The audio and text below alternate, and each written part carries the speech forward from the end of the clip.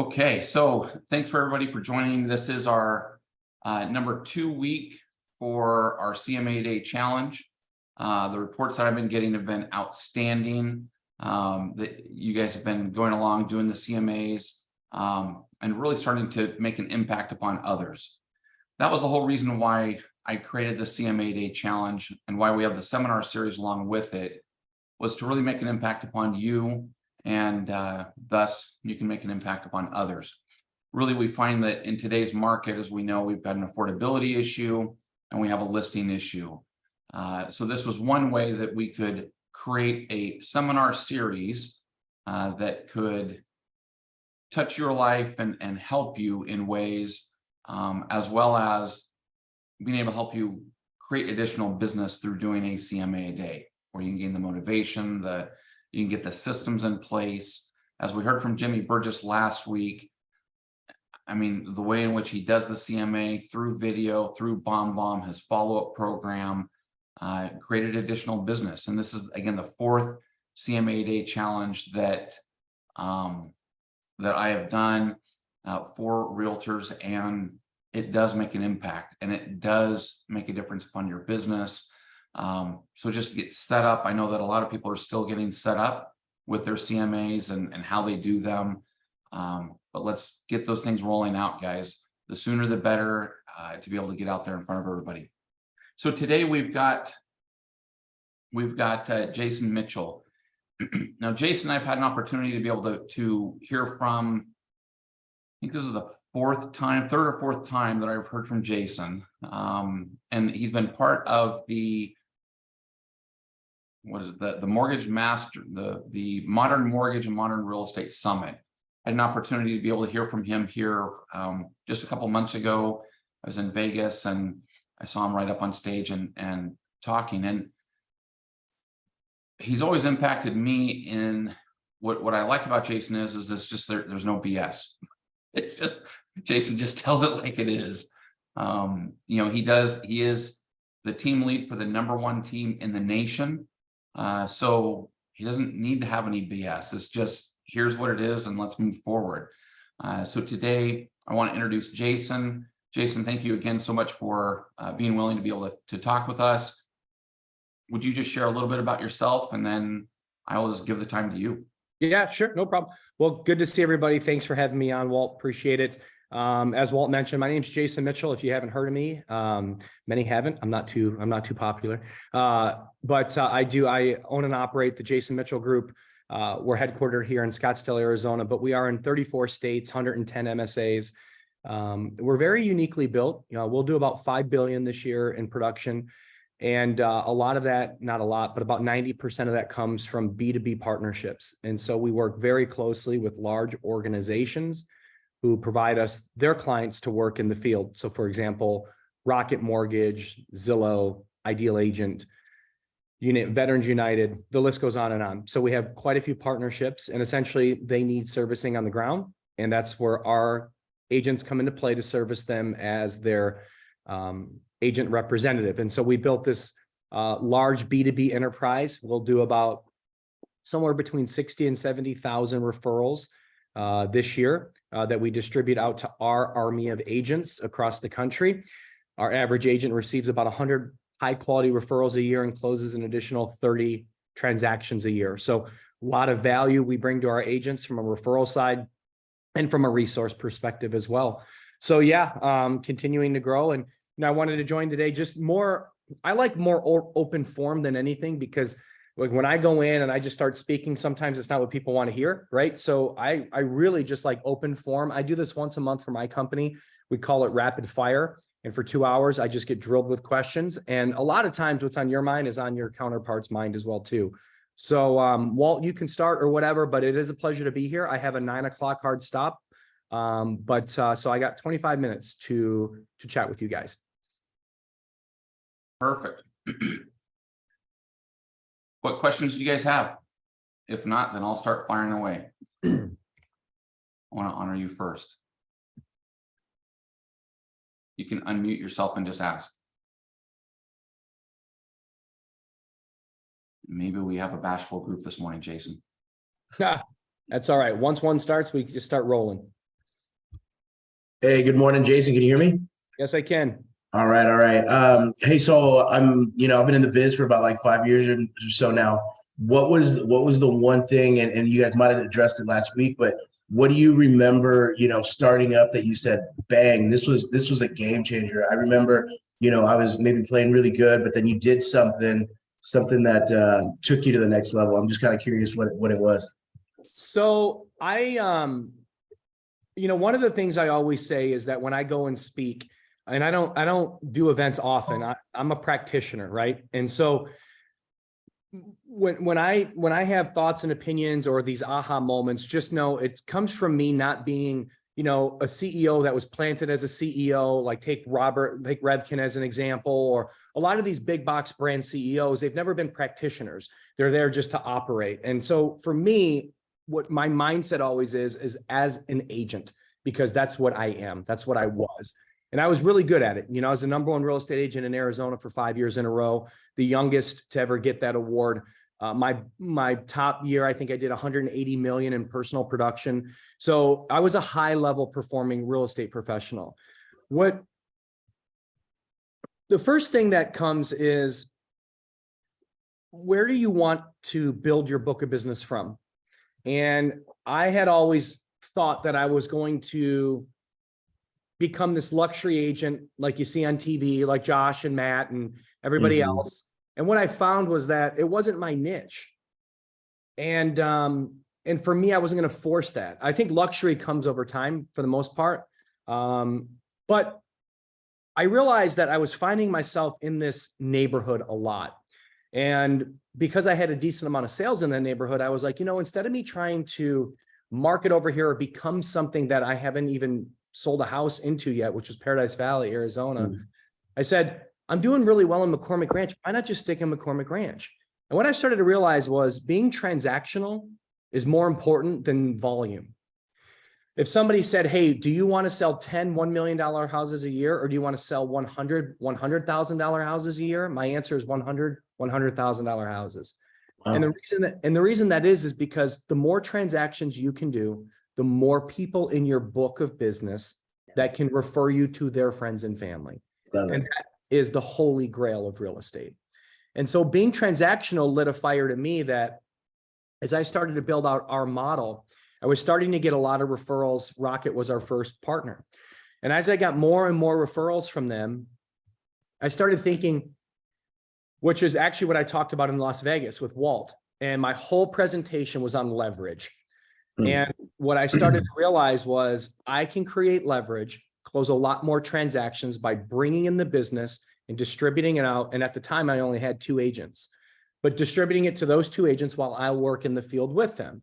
And so we started taking more referrals. We started closing more referrals. But what ends up happening is the scalability of being transactional and not worrying about volume. All of a sudden, you go from doing 50 deals a year to 150 deals a year. You go from 150 deals a year to 500 deals. We'll do 10,000 deals this year. And all the mindset is, it's exactly the same. It's just scalable now, but it's go get the business, create leverage, and just worry about being transactional. And when you have the mindset as a leader that if I bring in the business, and a lot of people too, I don't say a lot, but there's a lot of really good agents out there that I talk to. They have a hard time letting go. They really have a hard time of saying, hey, here's a client to one of their agents who's a $200,000-$300,000 client. They become control freaks. And if you're going to scale in this business and if you're going to create leverage, you have to trust your own process and you have to trust the people that you bring on, because otherwise, why do it?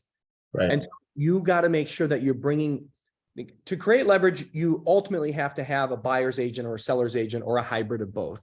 And then you can start to scale from there, or you need an assistant to help you go bring in more business. At some point, when you hit about 15 to 20 million, you have to have help, because ultimately at 20 million, you're on, like, you get burnt because you're doing a lot of business and you don't have any support. That's where the burn comes into play, right between 15 and 20 million. When you get to 30 million, now you need multiple help. Now you definitely need somebody in the field helping you with showings, and you definitely need somebody in the office. And so when we talk about helping with showings and creating leverage by that, We have to make sure that if we're the ones that want to take that on, that we bring them enough value to where they're busy. So we have to trust the process of being able to provide these agents that come on board with us the ability to build their book of business. And those that want to be control freaks and say, yeah, but I don't want to give this deal up. Well, if you give up a $300,000 deal, you're giving up $9,000. But if you're 50-50, you're still making $4,500, yet you're building someone's book of business that came and trusted you, and you don't have to spend the time. The other thing of spending time, which is really, really important to understand when it comes to leverage, if you take on a client initially, they're your client the whole way through. If you set the expectation that, you know, Lorenzo's going to be helping you, he can show you homes anytime, they're expecting Lorenzo, not me. Lorenzo can take that. But if I take that client on initially, I have to work with that client all the way through. And when you take an initial phone call and you do an initial tour, you don't know how long that client's going to be around. You might not slam dunk them over the weekend where they write a contract. You might have to tour them 4 or 5 or 6 times. Lorenzo's happy to do so because he doesn't have a lot of business. Are you happy to do so? Is that the right fit for you? But Right. people, they become control freaks of their own business, and they will ultimately find themselves in the same spot because they'll have a ton of attrition when it comes to agent turnover. And then ultimately, they just haven't come to grasp that if you don't let go a little bit, you're never going to scale. Yeah, I absolutely love that, Jason. That's I guess that's kind of where I'm at in my business, just personally myself, is trying I've been on the right trajectory and growing to the point where, you know, it's more than what I can handle. And sometimes I find myself which ones do I leverage? Which ones do I keep? Like which ones? And so I guess the next question for you is when you started divvying up your leads and your referrals that were coming in, how do you know, did you just hand them all out? Did you work some of them yourself? Like how do you separate that? Yeah, I did. I mean, I didn't start actually pulling away from production until like mid to end 2018. So it really hasn't been that long. At the time though, remember when you're building something, you can kind of keep really close tabs when you only got 4 or 5 people. And then even when you get to 10, it's not too hard. It's when you start to scale, I think, at a greater amount of people, but also different marketplaces, that makes it harder because it's hard to have a beat on them if you don't have good systems in place. And at the time, we didn't really have good reporting tools. Now we do. I mean, I can drill down to an agent by partnership level, I mean, you name it, we can get into the number, and we scoreboard everything now. I think as you're starting to build something though, you know who's working harder than others. Another thing that you start to realize too is who appreciates the business and who bitches about the business. And that stuff I had no tolerance for. Like, oh, my last 2 deals, like you gave me 200,000 and a 250. You gave, you know, Lorenzo 100,000, right? And you're like, hey, if you don't want it, don't take it. But we made a very good culture play from the very beginning, and we stole it as an ism from Rocket Mortgage. And that is every client, every time, no exceptions, no excuses, because every client needs to be serviced. Right. That's just the way it is. And so if you sign up that you want to receive free referrals and grow your book of business, you don't get to bitch about the referrals that you get. Now, this is where agents start to complain. And this is where team leaders make a big mistake. Don't confuse a lead with a referral. Okay. A lead is a Facebook lead, a Google lead. A lead is lower, a Boomtown, conversion, sync. Those are leads. A referral is a vetted quality opportunity. That means it comes from a place that's already been verified, so you can distribute with intent that that thing will close at a minimum. Our threshold is 15%, at a minimum 15%. So that means if you get 6, you're going to get 1 on average, right? Our national average is around 23%. So about 1 out of 4.5 of the referrals we give our agents, those close, and that stays true to that number that I mentioned about the beginning of the call. But this is where team leaders make a mistake. And this is why I say, you know what, like you just don't get it. But a team leader will say, well, I give all my agents leads. They get a ton of leads. They just don't want to work them. My response is, well, where are you getting your leads from? And they'll give me the sourcing. And I say, well, let me ask you a question. Are you on the phone calling? No, my job's to bring in the business. Yeah. Oh, I see. So send a bunch of garbage out to your agents and hopefully they find gold, because 1 out of 100 of those might close. ultimately agents don't want to work that business. And I know I wouldn't. Like if I'm an agent and I'm on someone's team and you give me a bunch of boomtown leads and I got to sit there and call for hours and hours and hours just to have a discussion, I don't want to do that. And team leaders that sit there and say they just don't want to work it, they don't want to work it. No, you're giving them garbage in, garbage out. And if you expect team leaders or if you expect agents to do your dirty work for you, then to me, I question your leadership. Like you should you should be forging better relationships and bringing in better quality business to your agents. Because ultimately, if you're driving really low opportunities and low quality, eventually people are not going to work them. And the expenses of that too. Because what I always said, like we're very generous on our self-gen business.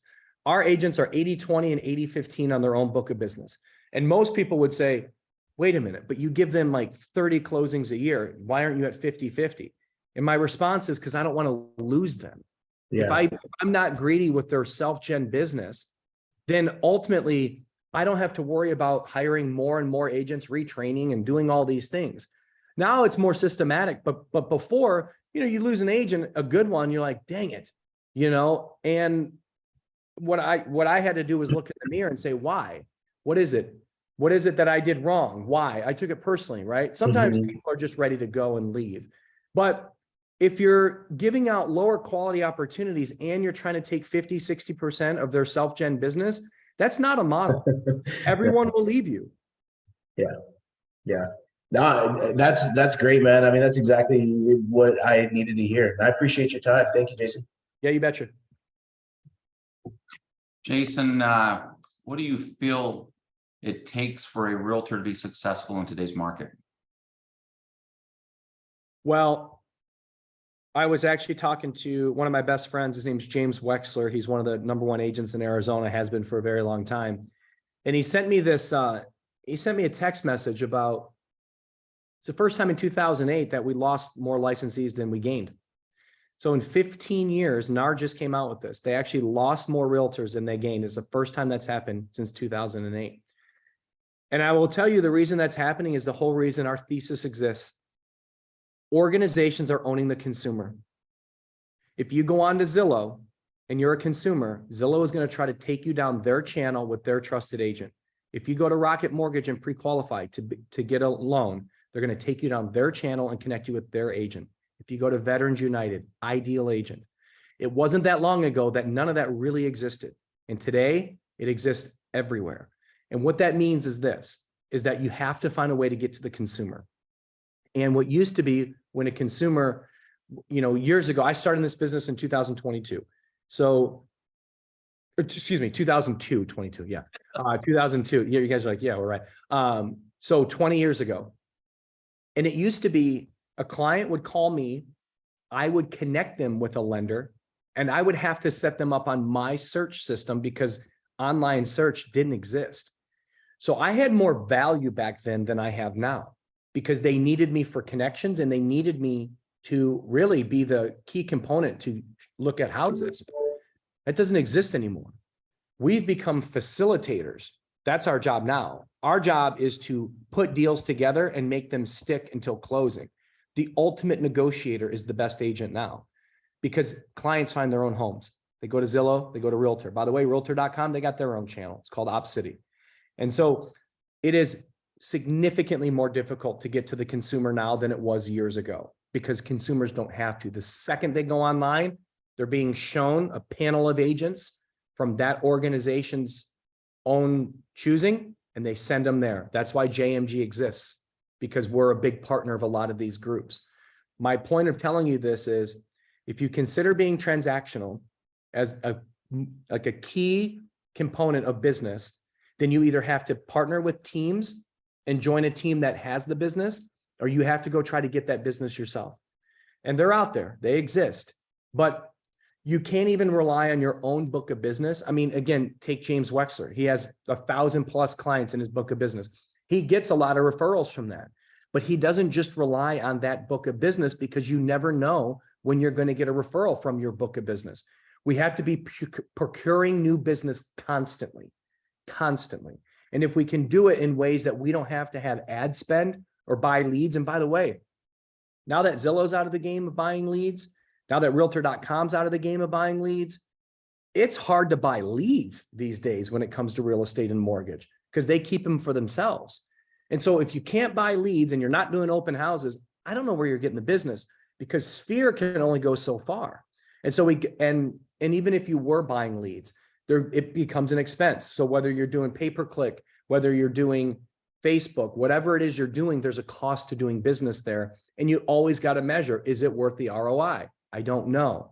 But if you partner with groups where you don't have to pay for those opportunities and you can close 20, 30, 40 extra deals a year, that in and of itself, even if you're only making 40% of the gross commissions times 30, you're still making 130, 140 grand more a year, but you're adding these people to your business that can send you more business. That's the goal, because listen, this is not changing. It is going to get harder for a real estate agent to get to the consumer. I'm telling you, you cannot compete with Zillow. You cannot compete with Rocket. And anybody that tells you you can, no, you can't. Rocket has $1 billion ad budget. But what you can do is you can take that model in your local market and you can partner with people that aren't even national partners.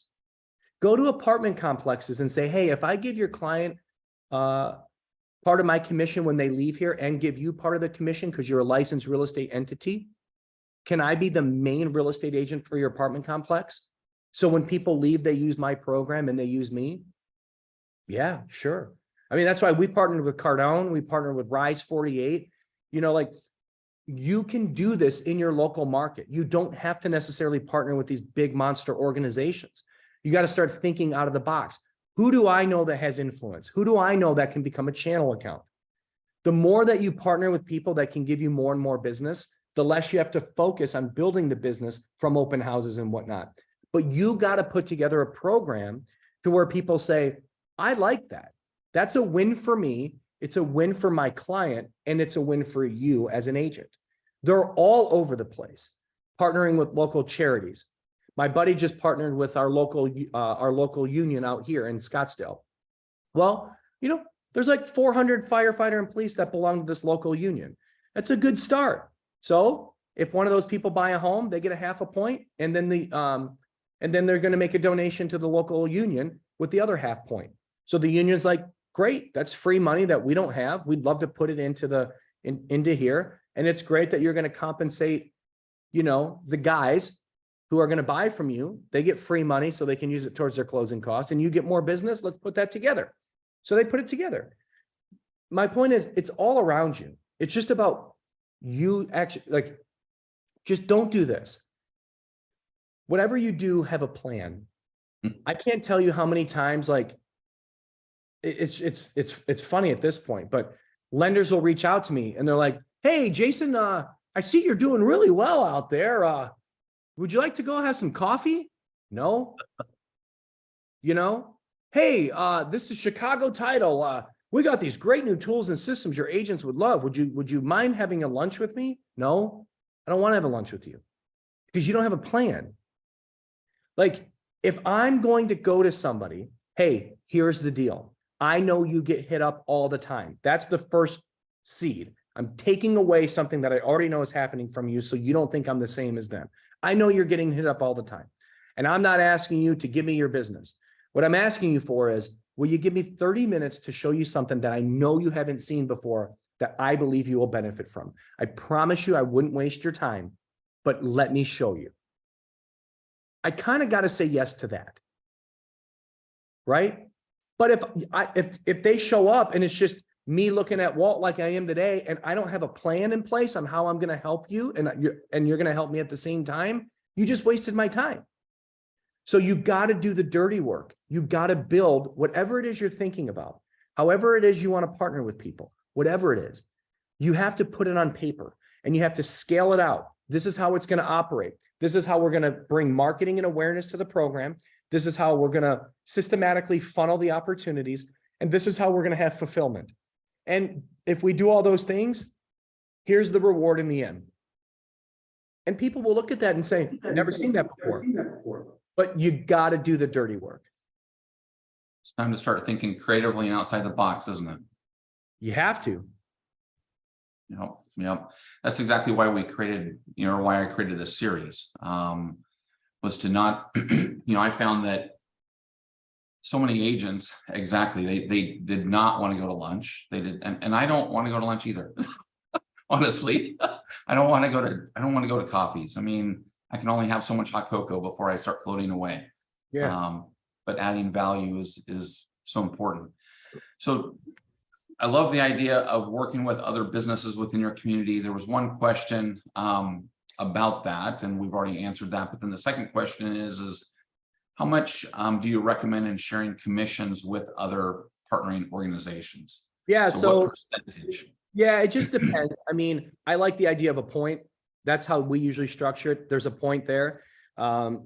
Some groups want to keep it all to themselves. Some share it with the consumer. Some give it all to the consumer, right? I feel as though you got to create win-wins though. And so first and foremost, in order to share commissions with an entity, they have to be licensed. So make sure that they're licensed. It's very easy to get licensed as an entity.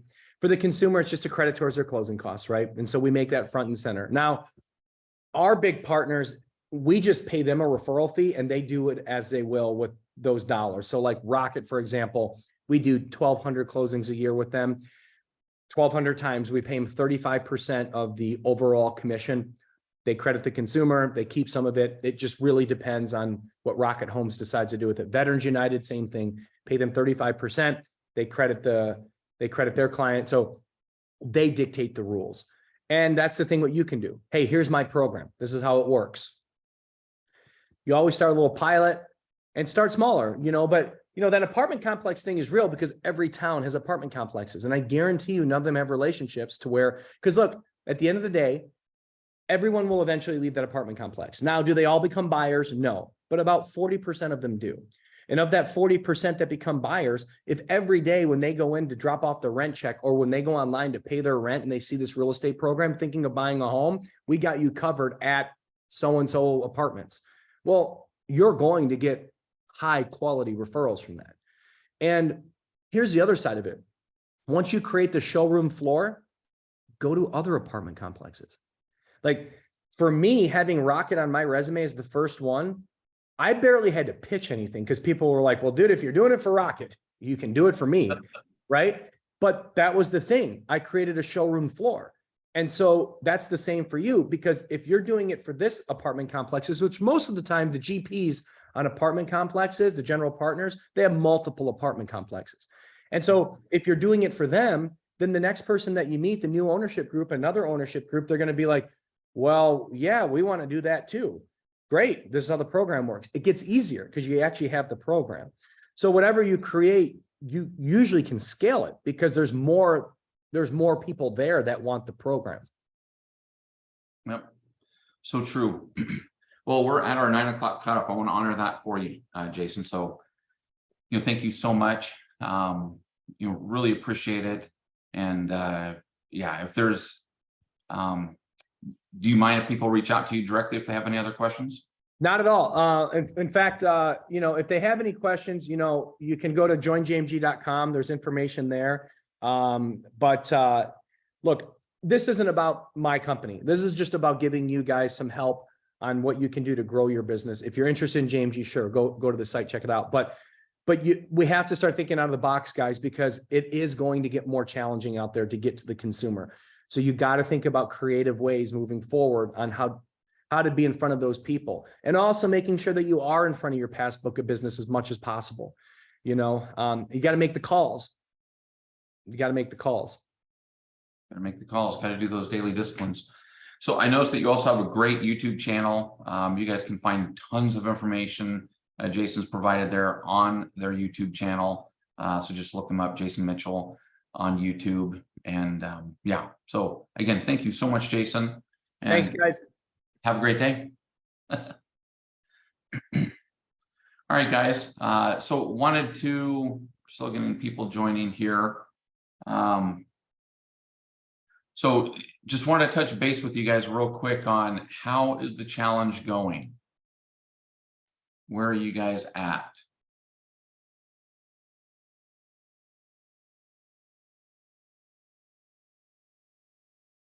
I'm having trouble figuring out how to do the screen record on BombBomb. Okay. Okay.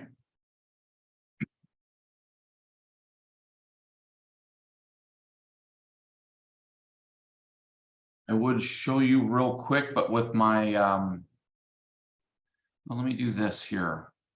I don't use BombBomb. So let me just see here.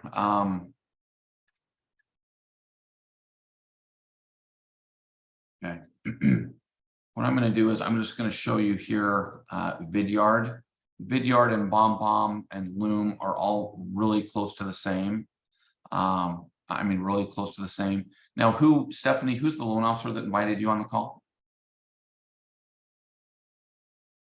Dixie Sanders. Perfect. So Dixie can show you this on a one-on-one as well. But here, I'm just going to go ahead and so you guys can see my screen here. This in Vidyard, and I know BombBomb operates the same way. There's a little button here that can be added to the top of your screen. From there, all I do is if I want to record something, I'm just going to hit this button, and it's not going to work right now because my camera is already working. But here I can just, I'll click this button, and then it will allow me, it will show me whether I want to do a screen record or whether I want to do a camera record or just a screen and camera, a camera, or just a screen record. So those three options. I then just hit one of those options. I can test it. It will show the mic moving for me. But let's do this. What I'll do is I'm going to look for a BombBomb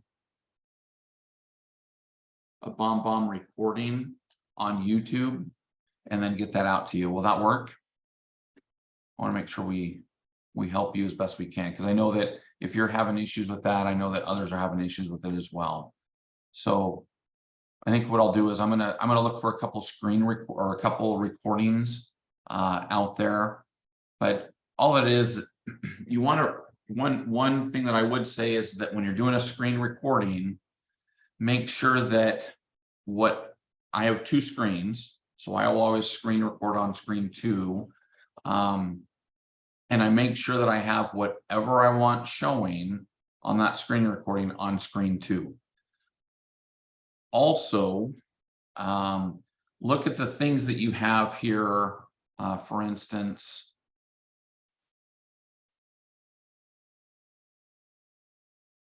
look at these tabs that you have as well. What do you have showing? Because this is, when you do a screen recording, all of these will show. So all these different tabs. So you really want to be cognizant of that. You know, I don't know what tab you may not want to have up there, but that was word that I had a long time ago. Watch that. Again, screen recordings are real simple. It's just needs to be set up properly. So we'll get you that information, Stephanie. What other questions do people have? What other insights do you guys have? Hey there. So oh, sorry. Nope, you're good, Nanette. Go ahead. Okay. So my brokerage in the next couple of weeks is converting to KV Core. And so my question is I'm not too familiar with KV Core, but does KV Core have the implementation in which I can do all that, record myself, screen record, and do the video CMA, or do I need to invest in another video platform like BombBomb to be able to do that? That's a great question. Does anybody else have that program? So So I don't think it matters as to which video system you use, as long as it can screen share. Jimmy uses BombBomb. So like Walt said, a lot of the systems are very similar. One will have this little feature and one will have that. So I would think what you're talking about, as long as it has the ability to video with your sharing your screen and then flipping around, you should be fine in that. You shouldn't have to buy anything new. Okay, that's very helpful. Thank you so much. You're welcome. Now, I will say with that said, with my team and I, we are very self-sufficient in the way in which we do business. And in the lender world, there are certain things like a CRM and different things that are provided for us, or we'll pay a nominal fee to the company. I don't ever use those. Honestly, I have my own CRM. I use Vidyard. It's my own account. And a lot of the other accounts that I have are my own account.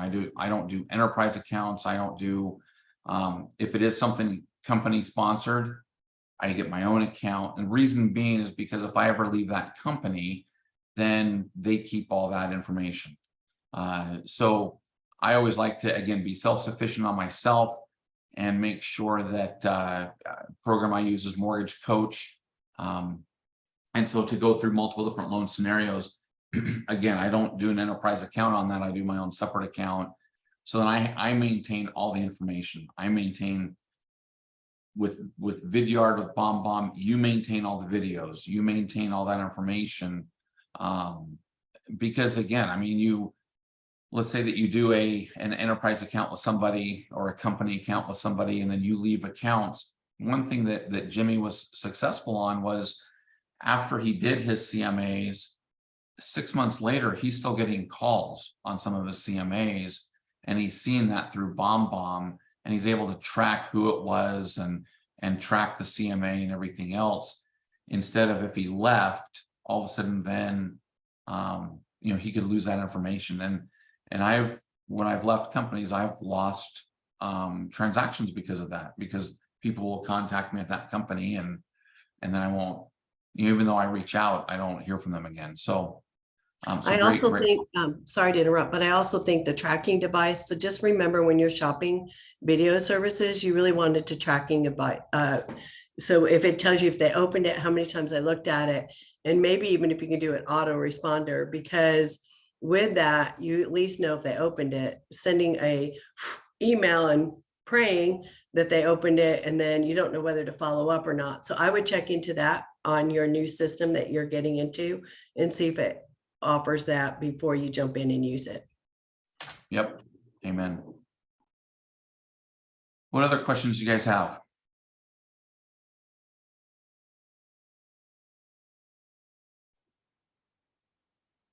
Well, since you're talking about Vidyard, does it give you those things that she was just talking about?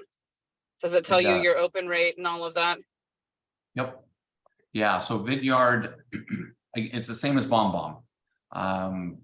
Vidyard has the little button up in the corner where I can just quickly push the button, and then it will allow me to be able to do a screen share just on that screen.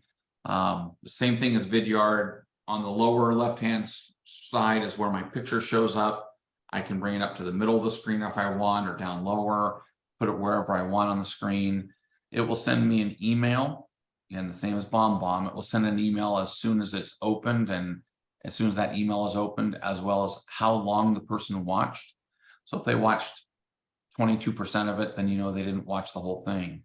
That's beneficial because if you see that a lot of your CMAs, people are watching 30% of it or 40% of it, but they're not getting past that 30 or 40%, you can go back and watch those videos to see, what am I saying at that time? What have I led up to? Is there something that's triggering them to log off at that time? What is that information? So from there, then I can see who logged in. It will show me their email. Again, how long they've watched it and how many times they've watched it. So it's a lot like HomeBot in that sense, where you see people that go into the HomeBot report and they'll look at your report 3, 4, 5, 7, 8 times. Same thing as the video. Every time they watch it, you get notified, and from there, then you'll be able to know how serious they are. Now, one thing that Jimmy did, and he's changed it with the current market. Before, when he ran the CMA Day Challenge, what he did is that he waited for everybody to open up their BombBomb or Vidyard or whatever 3 times. 3 times was the magic number. When they opened it 3 times, as soon as that email came across that they were opening it, he would call and he'd be like, "Hey, Dixie, hey, how are you doing? Hey, did you get a chance to review that CMA that I sent over?" He didn't tell them, "Hey, I'm watching you." That would be a little creepy. So, but he just led into, did you get a chance to review the CMA that I sent over, or the video that I sent over? It's a CMA. Do you have any questions? Oh, you're in it right now. Oh, that's crazy. That's great. Well, do you have any questions? Is there anything I can help with? And again, he wouldn't ask to list the property. He would ask for a referral to somebody else that he could offer a free CMA to. That's a much easier referral than asking to list the property. So he would just say, "Hey, is there somebody else that you may know who may want the same service that I just gave to you with the CMA?" Jenny, the cost is, I want to say it's like $29 a month, $25, $29 a month for Vidyard. BombBomb is a little bit cheaper, if I'm not mistaken. Do you use the Pro or the Business for Vidyard? I don't remember. It's $29 a month. I don't remember which one that one was. I set it up a couple years ago. So whichever one's $29 a month.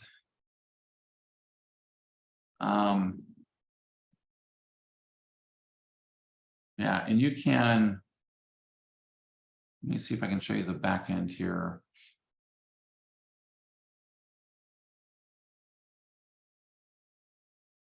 Yeah, so here, I'll just show you the back end of it. And again, they're all similar. BombBomb, Loom is another one, LOOM. But here it just shows the recordings that I've done, and then how many views they've had. Some of them are, I mean, this one I never sent out. Obviously, it's 35 minutes long, so I need to delete it. But you can see other ones here that I've sent out. This one here was viewed 7 times. The other thing is that, there's some clients that they don't know to click on the picture, because when you do get done with this, in order to be able to link it up to an email, let me just do this here.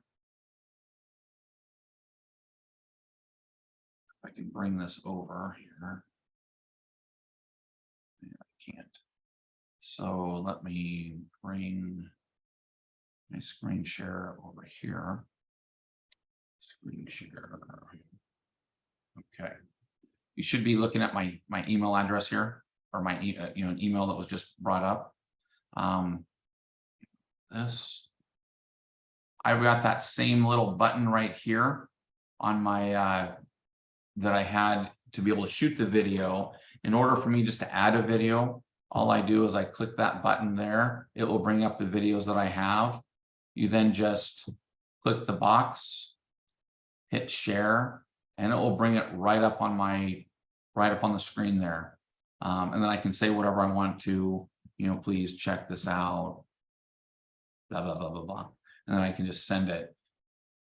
Some people don't know, even though it has a little play button there, to click it. So if it's something that is extremely important, maybe I'm doing a rate update for a client or something like that,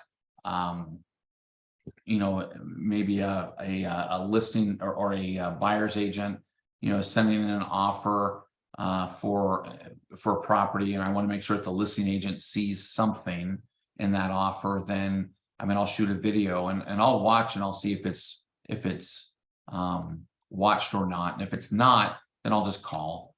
I'll just call out to the individual. So it just gives you that back end AI that's really good to know on people. So.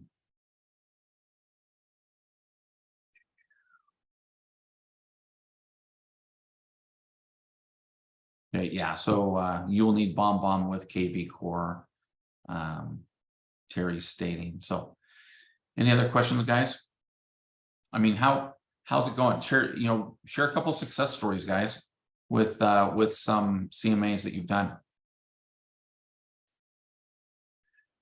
And I know there are success stories because I've been hearing them through your lenders.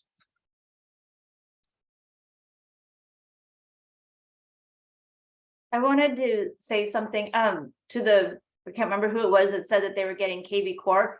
I've recently, this last week, been using KV Core for CMAs, and I really like their CMA and the way that it merges both Willamette Valley MLS and RMLS together in one spot to create a CMA. Anyways, I just wanted to share that those have been great to use. Perfect. That's awesome. Thank you for sharing that. Perfect. Well, and I would just say, make two observations. First off, I'm still out of town. I wasn't going to take time to mess with BombBomb, so I just did the Zoom, because you can have a Zoom meeting with yourself, hit record, share screen, and do it all that way. It doesn't cost you a penny. And the important thing for me was I didn't have to figure out how to sign up for anything new. Got it done. But I ended up doing it on a couple of people that are just kind of in crisis. I've got, one family where they're facing a foreclosure, another one where, their reasons for moving are rather personal and difficult for them. And, in both cases, just sent out those CMAs, gave them an opportunity to follow up and just have some pretty good conversations. So that's about where my story this week. Perfect. Hey, thanks a lot, Ron, for sharing. So the beauty, the only difference between a Zoom and then a BombBomb and a Vidyard and Loom, the nice thing about those other ones is it has that tracking, where Zoom doesn't. But Zoom is an excellent alternative, guys. I mean, if you're comfortable with Zoom, use what you're comfortable with. That's the most important. I take my hat off to Ron and to others. We're getting reports of the CMAs that they've done. It's just to follow up with that action, just to create that action, and then get into the daily discipline of doing a CMA a day. I will tell you that it's easy now, and it will start to get harder for you, but your mindset starts to change as well, guys, where you start hunting for that next person you can do the CMA for. You start thinking outside the box, just like Jason was talking about today. It's more important now than ever to be thinking outside the box. How am I going to generate business? We can't compete with the Zillows and with, all of those Realtor.com, all of that. We can't compete with those individuals. Amazon, that they're getting into the business as well. And so we can't compete with those individuals, but we can compete on a local level. And people like to do business with people. I don't care how much AI, AI is not taking over our jobs. AI is making our job easier. And so it's a matter of how can we connect with other people? What is the impact that we can make upon other people? And the more that we can give them something of value, whether they thought they needed it or not, the more that we can give them something of value, the better it's going to be. And with a CMA, that is true value, guys. And think of it this way as well. I mean, let's look outside the box for what you guys can offer. Don't discount the power of a CMA.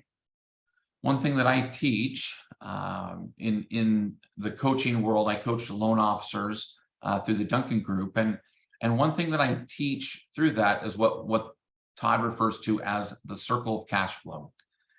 So you've got you in the center of the circle of cash flow. From there, you have all these tentacles that go out and businesses that you can generate business from. So, let's say that it's a let's use the givens.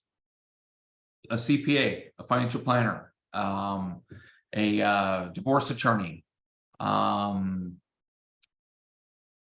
you know, I don't know, insurance agent.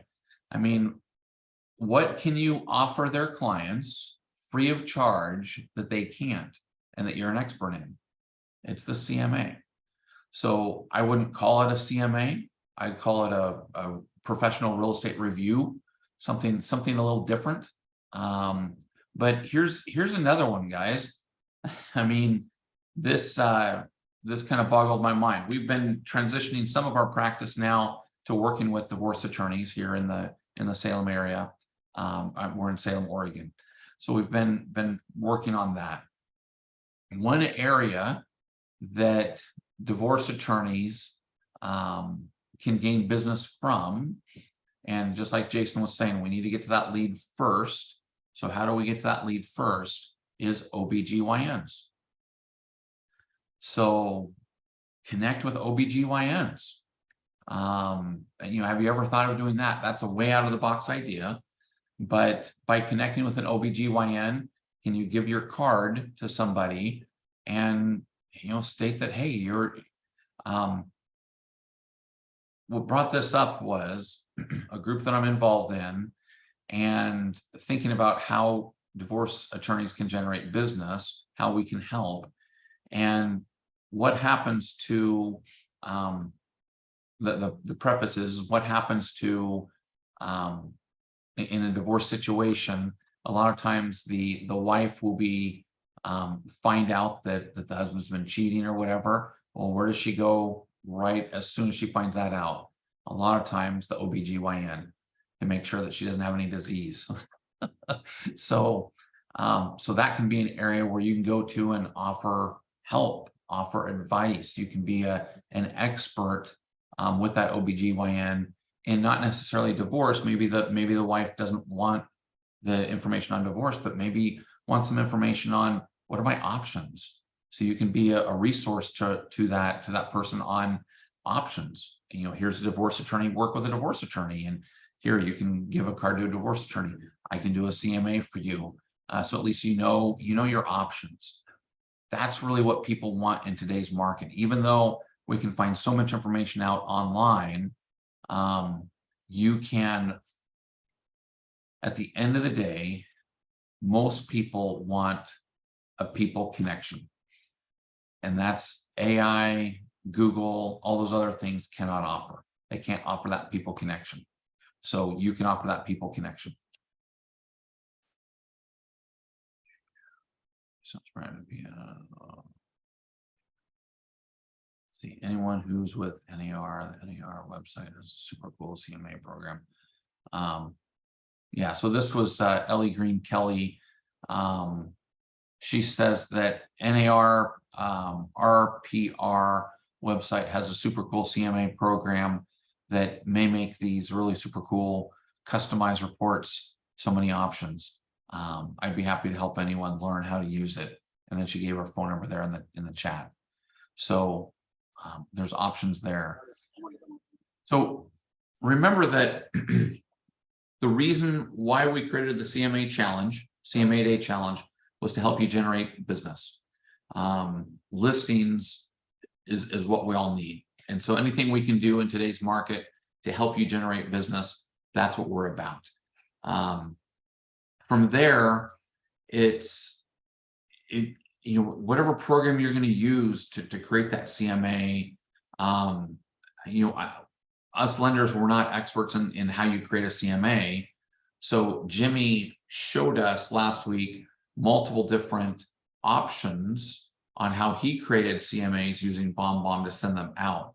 The idea is just create the CMA, put it in a video format, and preferably a video format that tracks, and then send it out, and then just wait.